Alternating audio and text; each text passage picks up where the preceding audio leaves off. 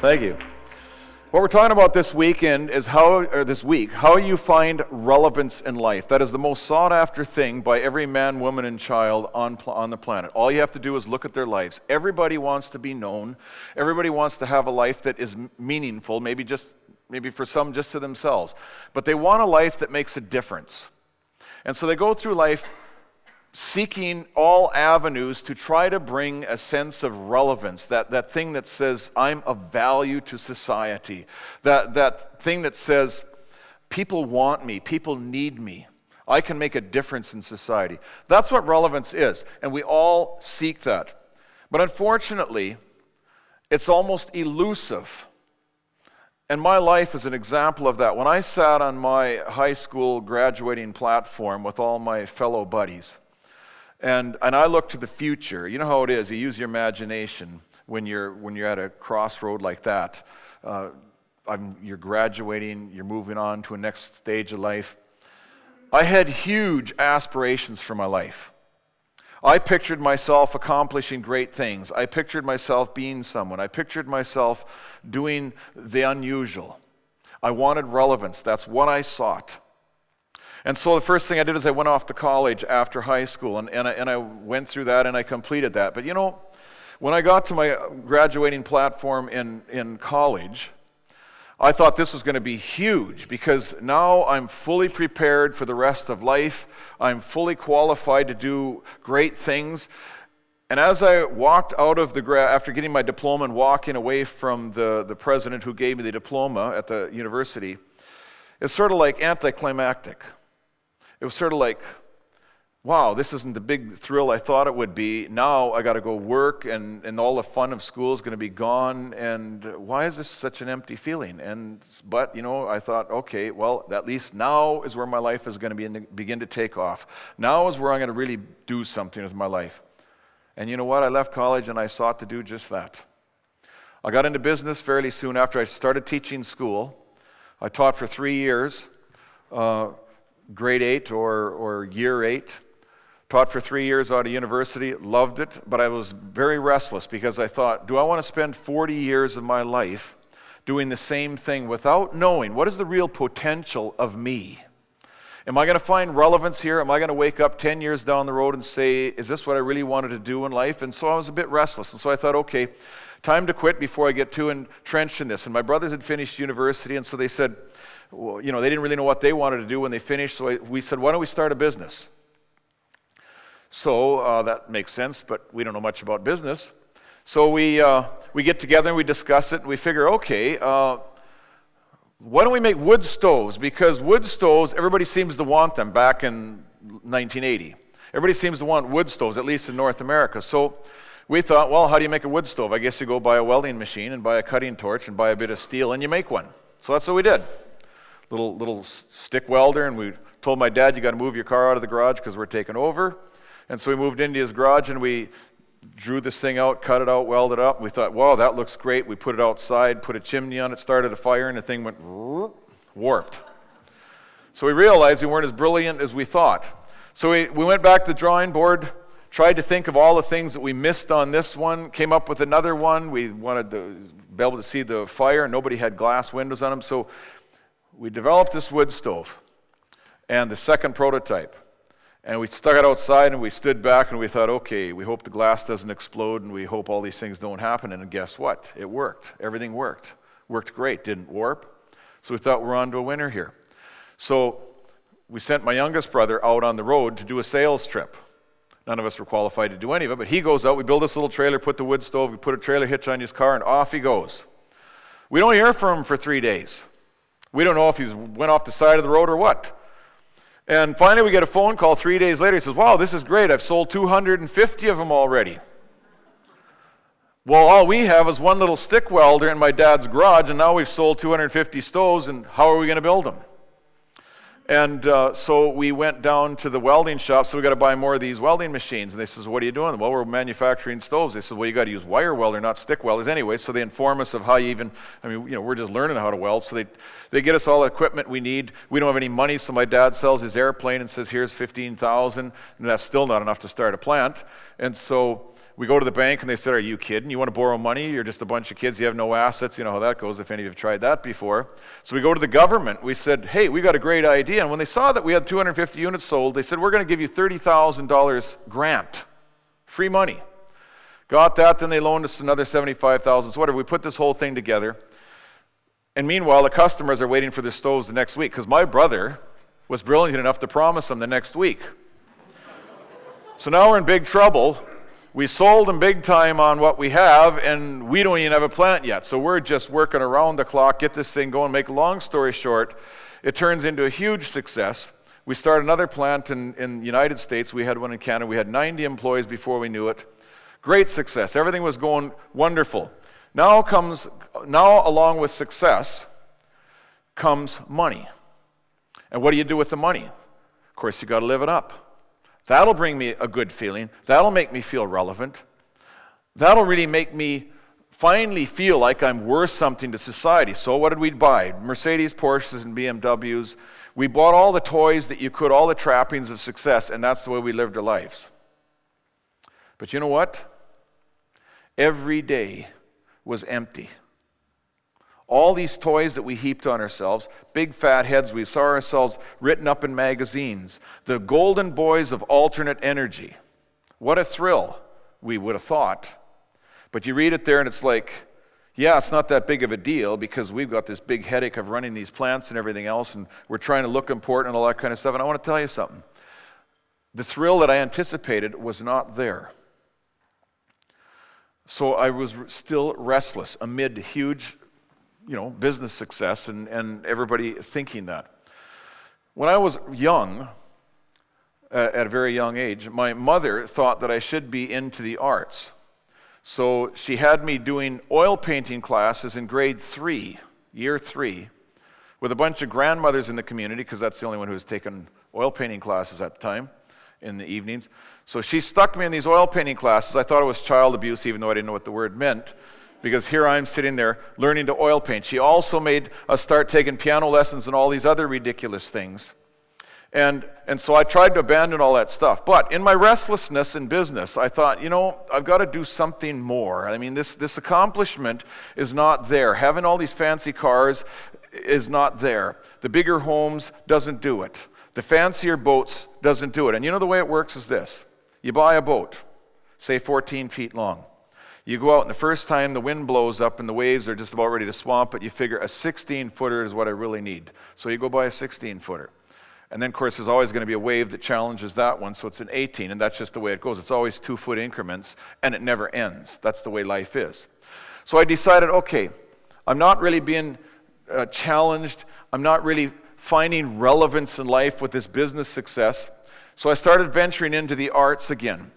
And I've always felt that I wanted to write. I like the outdoors. I spent a lot of time. So I started writing, and you know what? Success came easy. Didn't take me long, and I was writing magazine articles for major outdoor magazines. And the first time I opened a magazine up, and here's an article written by Herb Larsen, and I see my name there, I thought, well, this is going to be a big thrill. And I look at it, and I see my name there, and I read the article, and I figure, okay, let's read it again, because it just doesn't seem to settle in as though this is that big of a thrill. So I look at it again and read it. You know what? It wasn't a big thrill. It was an empty feeling. So publish more. It wasn't going anywhere. I was realizing, okay, I can't seem to fill that sense of, that need of accomplishment, that need to find relevance, that need that says, you've arrived, you've achieved what your life should be for. So at the same time that I was in university, my mother, who was always challenging us to do things, my dad was a pastor. And so that makes my mom a pastor's wife, obviously. But pastor's wife shouldn't be phoning their kids up in college or writing them letters and saying, you ought to learn to engrave guns. But that's what my mother did.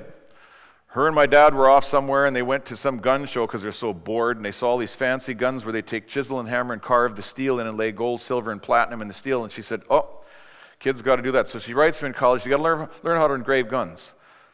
And I thought, what? I've carved wood already, so I'm thinking it's the wood. So I just kind of ignore it, but she keeps writing me and keeps pestering me. Finally, it's starting to annoy me a little bit, because my mom first year I was in college, she wrote me every day.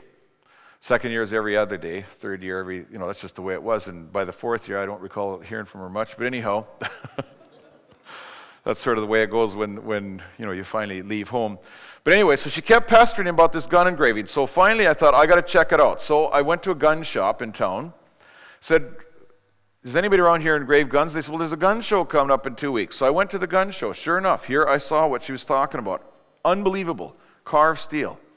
So I said, "Who does this?" They said, "Well, one of the top 10 engravers in the United States lives 20 minutes from here." So I get the guy's name. I phone him up. I say, "Can I visit you?" And he's a nice guy. And he said, "Sure." So I go over in the evening. And, he talks to me. He shows me some guns. I don't see how he does it. He just shows me some guns. And I said, "Well, this is cool. I'd like to learn this." I said, "Would you teach me?" He says, "No, not really." He says, "I don't have time." And I says, "Yeah, but I really want to learn." Well, it didn't convince him. So I went back home that night and I thought, "Why? I really want to learn this." So I phoned him a couple weeks later and said, "Can I come over and visit?" He says, "Yeah, sure." So I came over and visited. I'm a student, so he's being nice to me. And so I asked him again. I says, "Will you teach me how to engrave guns?" He says, "No." He says, I don't have the time or the patience, because he said, "I've tried to teach 100 people in my life and nobody's picked it up." So I said, "I'm different." He says, "Everybody says they're different." I pestered this guy for 6 months.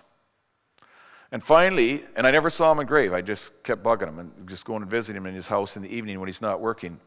And so finally he says, "Go to Sears," which is a big department store, "get yourself a little screwdriver, shape it into a chisel, go get yourself aluminum from Window Shop and start pounding or start engraving it." So I thought, okay, fine, I did all that. So I restrained from social life at college, which was a real sacrifice for me. And so I started pounding this aluminum. And I spent, all my spare time. Grades went down. Well, they were already down, but anyways, they went further down. And so I started pounding this aluminum after about 3 weeks of just hammering all my spare time on this aluminum. I go back to the guy, and I was proud. I was really amazed at what I was doing. I show the guy, and he looks at that, and he starts laughing his guts out. He says, "Wow, how did you do this?" So I explained. Well, then he really got a kick out of it. I says, "Well, how would I know?" He says, "You expect to engrave steel that way?" I just put the chisel in, hammered it straight down, moved it over, hammered it down again. So anyways, he took me out in his shop, showed me, make a long story short. He started training, and so I spent a year and a half with this guy learning how to engrave guns. And then along comes, and it came very easily for me. And then along comes Gun Magazine wanting to write an article, because he's in all the magazines, and they says, "Do you have any proteges?" He says, "Yes." So they write an article about me. Well, that catapults me into the gun industry way too early probably, but I was. And when I saw my name in the first magazine article in Gun Magazine, and there's an article about me, I thought, man, I have arrived. But you know what? I had to read that article 4 or 5 times, and the more I read it, the more I realized this isn't that big of a deal. It doesn't satisfy me. I'm left still with more goals, more things that I think I need to do to try to fill this void that I have, this feeling of irrelevance.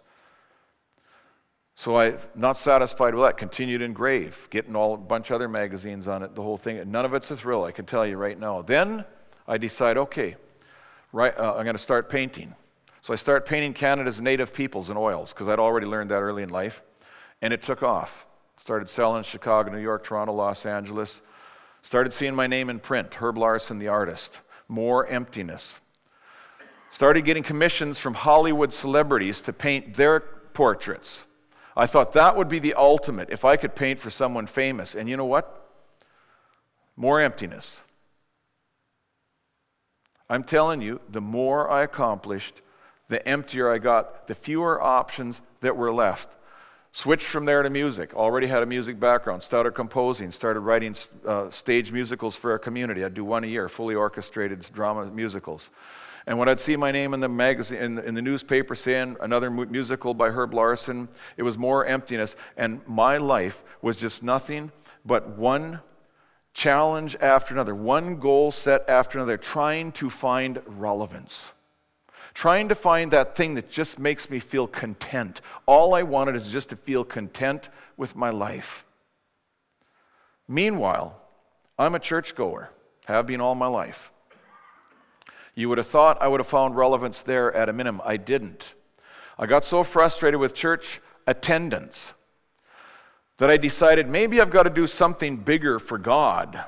So I talked to my wife, I said, why don't we start a church? Let's just start our own church. We did. And guess what? It was a huge success. 200 and some members right off the bat. But you know what began to happen to me then? I thought, this should be it. I'm doing something for God. I've always believed in God, so I'm doing something for God. I would watch people come to this church elated that they're finding relevance, elated that they're finding something new, and I had jealousy in my heart. Literally, I was jealous over what they had and what I didn't have.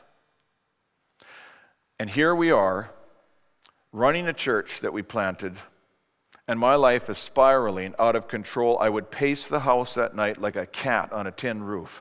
I could not find contentment in anything. I couldn't find relevance anywhere. And I began to realize I may never find it. And in my frustration, I cut a deal with God, and I'm going to talk about that tomorrow night. I cut a deal with God, one last deal. And that deal made all the difference in my life. My life is relevant. It means something. Because you know what life is like? You know what your life is like? Because it's just like my life. I'm normal. I'm like anybody else. Here's what life is like. The man who makes $25,000 a year with a family in Australia will find a way. He'll be creative enough to find a way to have food, to provide shelter for his family, to have transportation, and have entertainment on $25,000. That's how creative man can be.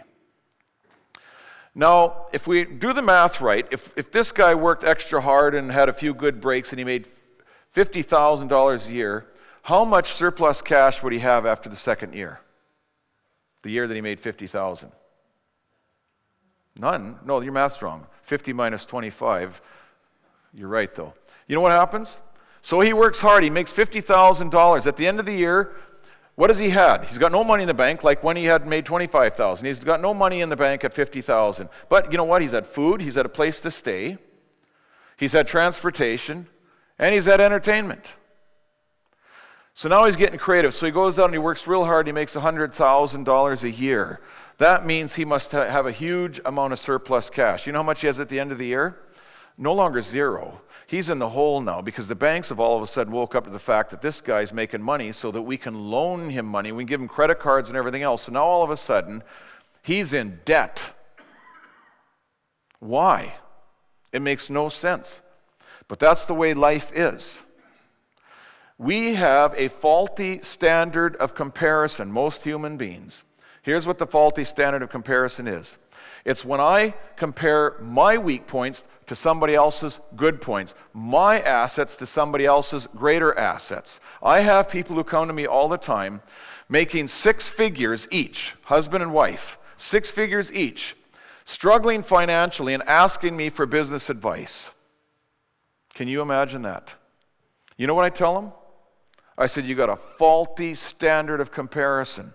I said, here's what I want you to do. Imagine this. You take your house, you take your cars, you take the tap water coming out of your taps, you take the power in your house, you take the microwave oven, the washing machine, and everything else that comes along with it. You lift that up, you move it over, you drop it into Central America in the most primitive village you can imagine, where the richest person in town happened to have a piece of fiberglass corrugation that he can put on his roof to keep the rain off his family. Put your house there. Will you be content with what you have compared to what everybody else has? Of course they would be content, because now you are the Jones by which the Jones standard is set. That's the problem with us. We're always looking ahead of ourselves, and we ruin our lives. We're always looking at somebody who has more than us, and then we look at ourselves and we said, we aren't content. So we drive ourselves through these ridiculous things that lead us to discontentment, that lead us to a feeling of irrelevance, that take away the peace of mind that comes when we know that everything we have is the way it should be. That's the way the human race is. But I want to tell you what I discovered after chasing for 38 years. I'm 51 years old. After chasing for 38 years of my life, what I discovered absolutely changed my life forever. And I will guarantee it's going to change your life forever. Absolutely guaranteed, because I get to share this everywhere I go. That's what I do. I go around and share this, and I get testimonies of people all over the world who say it works. My life is relevant. I've never been more content in my life. I have purpose. Everything is going the way I ever dreamed it would go. I met one of Hong Kong's renowned billionaires. Now, how would you meet a billionaire? I'm not in that league. But I get a phone call from one of Hong Kong's renowned billionaires saying, I want to fly to Vancouver, have a meeting about doing a joint venture plant in Asia. Well, a billionaire doesn't usually fly to meet somebody else. He makes them go to them. But he flies to Vancouver, British Columbia. He gets there. He says, I'm busy. Let's get together. I says, where do you want to meet? He says, well, let's meet at my house. I said, well, I thought you lived in Hong Kong. He says, well, I do, but I got a house here in Vancouver, British Columbia, too. He tells me the address. Immediately, I know that it's going to be some spectacular house because of where it is in Vancouver, the British properties. I go to his house. Here's this huge mansion. The garage door is open. There's a brand new Porsche, a brand new Mercedes, and a brand new Jag. I walk through the garage, bang on the door, in the garage door, and he lets me in. When I walk into the house, I realize the art this man has is something special. Since I do art, and I also collect art, I said, do you mind if I have a look at your art? He takes me through his house. Of course, he's glad to show me his artwork. He's got over $1 million worth of art in that house, just from my quick calculation of just the names of the artists he has. Nobody gets to enjoy it, because that house is only used 3 weeks a year by him.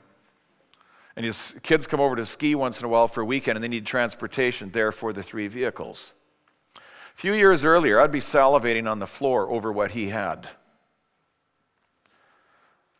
But after I got through looking at his artwork, and by the way, he had different kinds of art in different rooms. He takes me into his dining room, and he shows me his Asian art, his calligraphy art. And I'm looking at it, and I reach out and I touch the paper, and I say, just look at the lengths of the fiber in this paper. And he looks at me and says, how would you know that? And I said, because I'm an artist. And he said, well, you're right. It's unreal. And he says, but even if you're an artist, I said, well, I buy fine papers for doing artwork on, and I mean, this is amazing stuff. He says, you wait here. He goes downstairs, disappears, comes back. And he says, before he left, he says, you know who this artist is? I said, no. He said, it's the most famous calligraphy artist in China from Beijing, died in 1984. You know what happens when a famous artist dies? The price of the work goes through the roof. He disappears, he goes downstairs, comes back with a box about this square, about this long. Opens the box, unveils his beautiful painting by the same artist. He says, I want you to have it. It's worth thousands and thousands of dollars. I said, I can't take it. He says, you're going to take it. It's my gift to you. I didn't argue too long because I did go home with it that night. But the point is, so from touring his artwork and receiving this gift, we go out on his deck. Here's Vancouver, here's the harbor. It's a view like this. He's got a swimming pool, he's got a tennis court, he's got full-time groundskeepers who keep this house up all year round when they never use it hardly.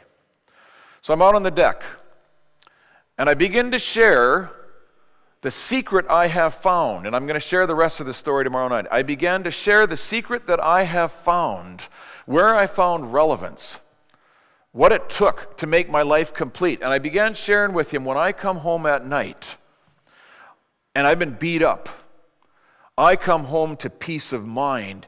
I come home to unloading the burdens that I have. And when he heard that, he began to cry. I deal with a lot of wealthy Asians. I do work in China and all over the place.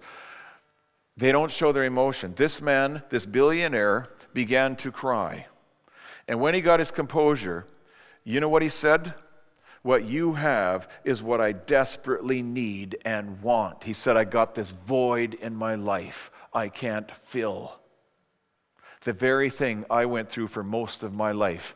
And here he is, a billionaire with homes all over the world, on television all the time, and he's telling me I have what he wants, what he desperately needs and wants. Do you know what a thrill that is to me, to finally have found something of that relevance? That a billionaire who has it all desperately wants what I have? What I went through, what this famous billionaire went through, and many other Hollywood celebrities and billionaires I've met have all gone through, is nothing new. It is nothing new. The Bible, a tremendous source of wisdom, gives us some examples. Solomon, the wisest man who ever lived, a king of Israel, accomplished more than I've ever read of anybody in history. Solomon was it. He was the man. He had more wealth than I've ever heard of anybody in history. Let me read his personal resume from the book of Ecclesiastes, chapter 2, starting in verse 3. Here's what it says. After a lot of thinking, Solomon the king is saying this, after a lot of thinking, I decided to try the road of drink while still holding steadily to my course of seeking wisdom. Next, I changed my course again and followed the path of folly so that I could experience the only happiness most men have throughout their lives. Then, I tried to find fulfillment by inaugurating a great public works program, homes, vineyards, gardens, parks, and orchards for myself, and reservoirs to hold the water to irrigate my plantations. Next, you see what's going on here? He keeps trying things. He's keep looking for that elusive thing that's going to make him happy, to give him contentment, to give him relevance. Next, I bought slaves, both men and women, and others were born within my household. I also bred great herds and flocks, more than any of the kings before me. I collected silver and gold as taxes from many kings and provinces. In the cultural arts, I organized men's and women's choirs and orchestras, and then there were my many beautiful concubines. So I became greater than any of the kings of Jerusalem before me, and with it, all I remained clear-eyed, so that I could evaluate all these things. Anything I wanted, I took, and did not restrain myself from any joy. I even found great pleasure in hard work. This pleasure was indeed my only reward for all my labors. But, what a resume. What a resume. But he puts the word but in there. But, as I look at everything I had tried, it was all so useless, a chasing of the wind, and there was nothing really worthwhile anywhere. The wisest man who ever lived spent his life pursuing relevance. And here he is at the end of his chase saying it's a waste of time. The Bible gives us many examples of the futility of trying. Another one is in Haggai 1:6. Here's what it says. And therefore, thus saith the Lord of hosts, consider your ways, my ways. Ye have sown much and bring in little. You eat, but you have not enough. You drink, but you are not filled with drink. You clothe you, but there is none warm. And he that earneth wages to put it into a bag with holes. Does that sound familiar in your life? You go out, you work hard, you pull all this stuff together, you put it in a bag with holes, and it's gone. Solomon also, just before he relayed his great resume, writes this.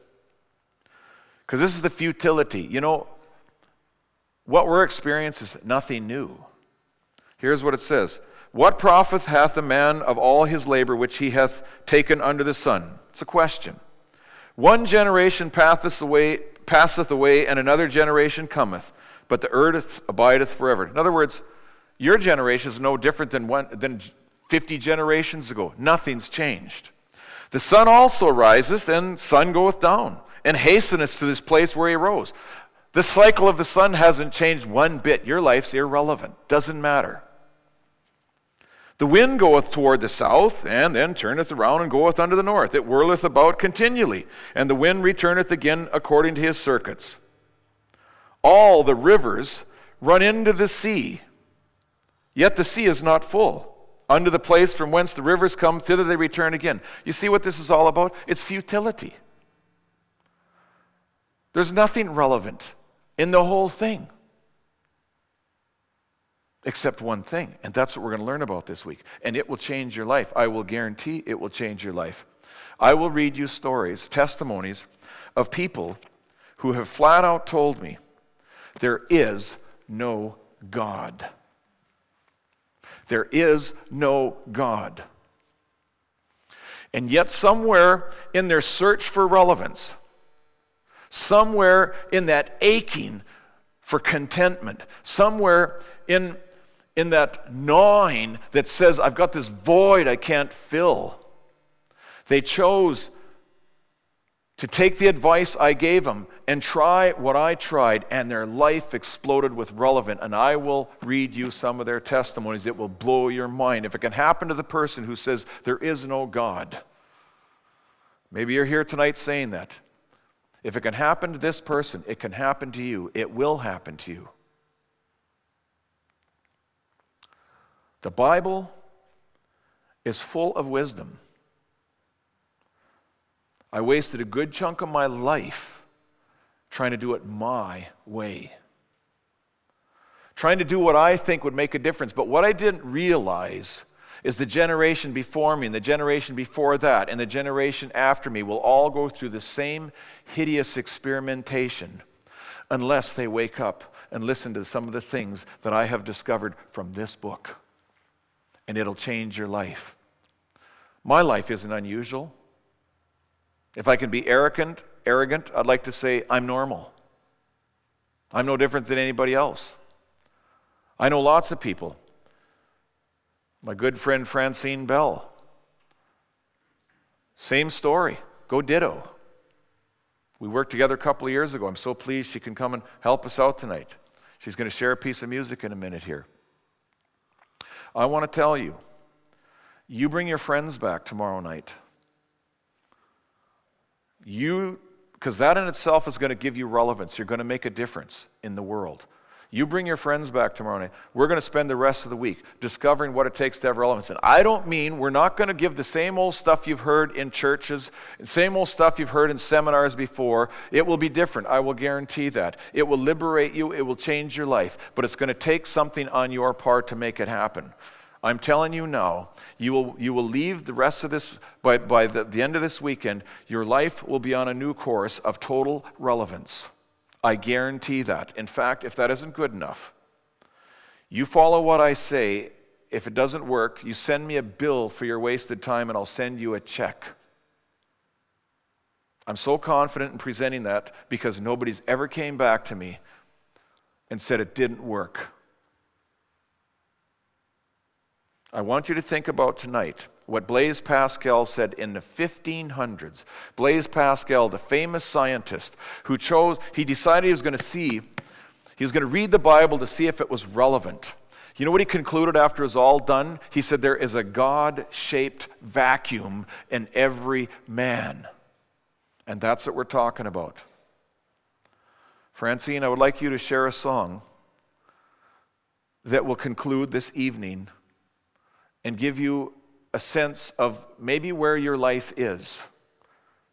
A sense of maybe you're tired of looking for relevance. Maybe you living in small town or big city Australia or on your little street in Australia is tiring.